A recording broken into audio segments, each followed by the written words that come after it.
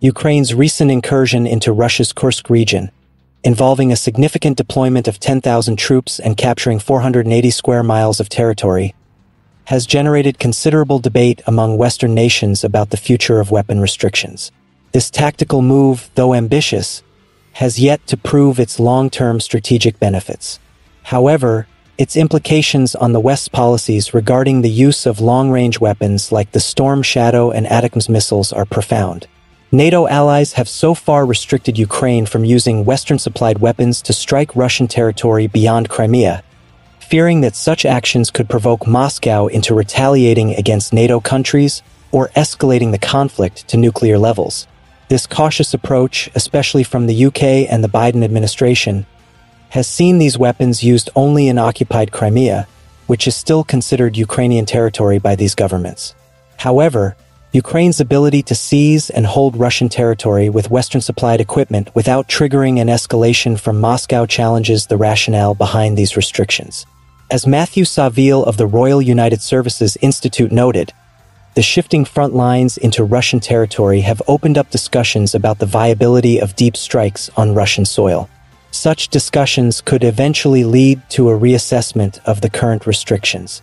The Storm Shadow, a long-range air-launched cruise missile, and the U.S. Army Tactical Missile System, ATACMS, have been highlighted as ideal for targeting hardened positions and air bases in Russia.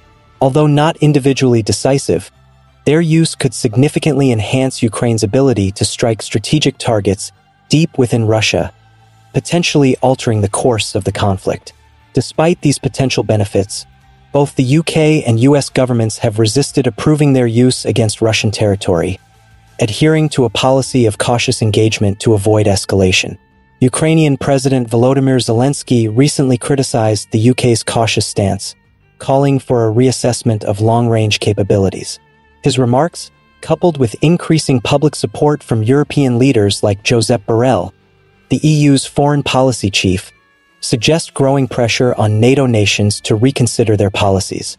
Borrell emphasized that lifting these restrictions could not only strengthen Ukraine's defense but also expedite peace negotiations by ending Russia's sanctuary for launching attacks on Ukrainian cities.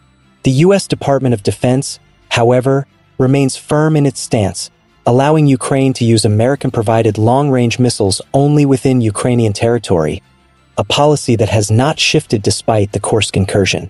This steadfast position reflects ongoing concerns about provoking a wider conflict with Russia. Internationally, some of Ukraine's other partners, like Sweden, have expressed a more liberal approach, allowing Kyiv to use supplied weapons at its discretion. Sweden's support has played a critical role in Ukraine's military successes, particularly in the Black Sea, where Swedish systems have helped counter Russian naval forces. The broader implications of Ukraine's Kursk incursion are still unfolding. Analysts suggest that while the capture of Russian territory marks a significant milestone, Ukraine's ability to sustain its position is uncertain due to Russia's numerical superiority and logistical challenges. Nonetheless, Ukraine's successes, including the capture of hundreds of Russian soldiers, offer potential leverage in future negotiations, whether for prisoner swaps or peace talks. As the situation evolves, the pressure on Western governments to loosen weapon restrictions may intensify, especially if Ukraine can demonstrate that its actions do not provoke the feared escalation. The outcome of this debate will likely shape the next phase of the conflict and determine how far the West is willing to go in supporting Ukraine's military efforts.